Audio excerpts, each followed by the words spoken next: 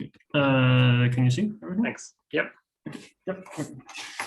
So, yes, my name is Ioannidis. I'm the Zenodo product manager here at CERN. We're talking about the Asclepias software citation broker, which is a project we originally funded by the Sloan Foundation, and that we started together with the American Astronomical Society and the Astrophysics Data System, with an ambitious, let's say, goal to enable software citation and discovery through the exchange of links and identifiers in the specific scope of astronomy as a discipline, where as a main use case, let's say in terms of publishing, we have a typical model where authors write papers, they hopefully cite software or do it correctly, let's say,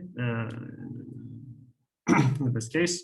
Publishers go through the publishing process with the publisher, and then eventually, let's say, discovery system like ADS harvests these papers and provides citation, gathers and aggregate citations and provides them back to the authors. On the other side of the coin, let's say we have the developers who develop software, they deposit it to, let's say, Zenodo or some other repository. This, again, software is harvested by ADS. And what we wanted to add as part of this project is this link of software citations to give basically credit back to developers whose software has been used or and properly cited in papers.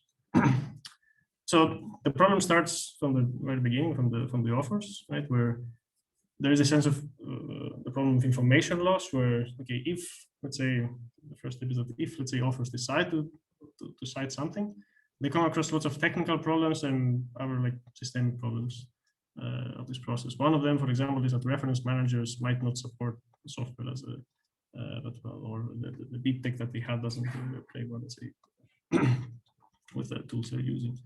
Then, for example, they have problems with the cannot cite specific versions, but this is, let's say, that's an extra, let's say, a plus if it even happens. And then, of course, we also have issues where what should they cite? Should they cite the DOI? Should they cite the URL? Should they just cite the name?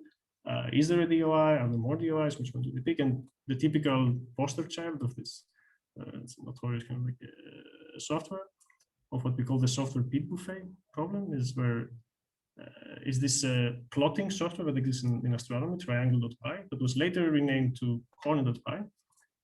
And through all this process, there exist multiple identifiers that are available basically to cite. So we have multiple DOIs for different versions. We have a concept DOI in Zenodo at later stages. We've seen, for example, GitHub URLs being cited. And of course, there's a software paper published for the software, which has a DOI. And there's then, for example, somebody also might decide to cite the ACL identifier. So our problem, another problem, let's say in this bigger picture of trying to get citations back to developers, is this issue of interoperability, where there is no common language to harvest information and metadata and these links from these universal links, which is all these different services where DOI metadata exists and citation, let's say, relationships and all these different things.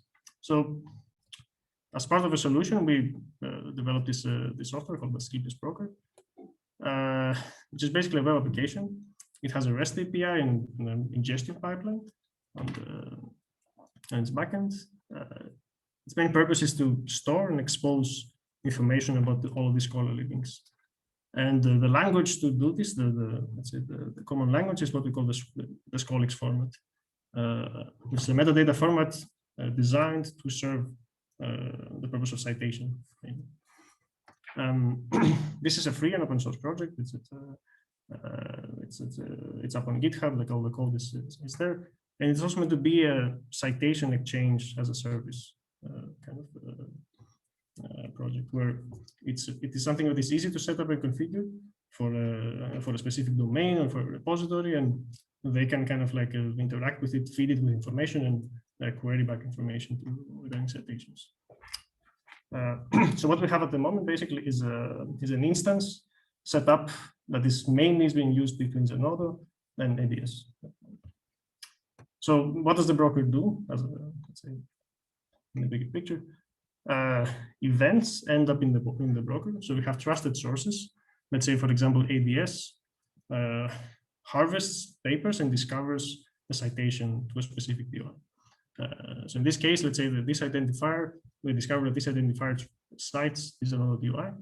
They send this information to the broker, to this to the system, and then the ingestion steps start, where we basically take this identifier, take these relationships, we break it apart to its core components, the two identifiers that are related, and we try to group them together in information that we have already gathered about a specific software. So for example, let's say this DOI is, we identify that this is for this corner.py software, one of the versions of corner.py. We add this relationship into this whole group about the information we know about all the versions of the software. We also track, for example, the relationship between the paper, that is the software paper that was published. And all of this is done, of course, with the purpose of tallying up and aggregating the citations to all of these different objects. Right? So then at the end of the day, we have tracked citations to all of these different versions and the paper, and for example, the concept device and other exotic, let's say, objects. And then we make the, let's say, we tally up everything and we say, okay, this is this software, or the impact of the software, the credit this software has is sums up to some big number of citations. Right? Of course, we don't stop there. We don't just work on relationships. We also work on the metadata, because ideally we would like also to render citations for this object. So for each identifier that ends up in the system, we also go and fetch metadata from, let's say, ADS or Crossref or dataset, depending on the type of the identifier. And then, as I mentioned, we expose this information via REST API. So then it's easy to query. For example, if somebody wants to know, hey, this DOI, what kind of citation does it have throughout all of its versions? It's just a REST API query, and you can get back results about citations. And of course, we don't just stop on, there's not just submission of information, we also harvest citations from other systems. So for example, Crossref and dataset event data, they have citations that can be harvested. EuroPMC also has say data availability statements in the metadata, so we can basically harvest also some links from there. And at the end of the day, what this sums up to as a result is being able to render something like this in as another page, but to render this citation box where we have metadata for all of the citations. So we also have the different places where these identifiers take the alternate identifiers that these citations may have. Somebody could filter through, let's say, citations to a specific version of the software, or basically see all of the citations of the software. And I think, yeah, that's pretty much it. That's an overview, let's say, of this the work we did in the past. Excellent. Any questions?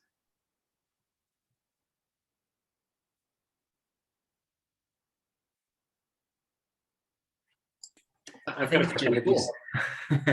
Sorry, I just wanted to say that I think it's pretty cool. I was wondering whether you can also like aggregate the views to get some summary statistics on the resources that are citing your entry as well. You mean like Zenodo citation specifically, or per repository, or you mean, or in what sense? Well, like something like 100 papers cite this piece of software, right? Yes, yeah, okay. So for example, here we also filter by the type of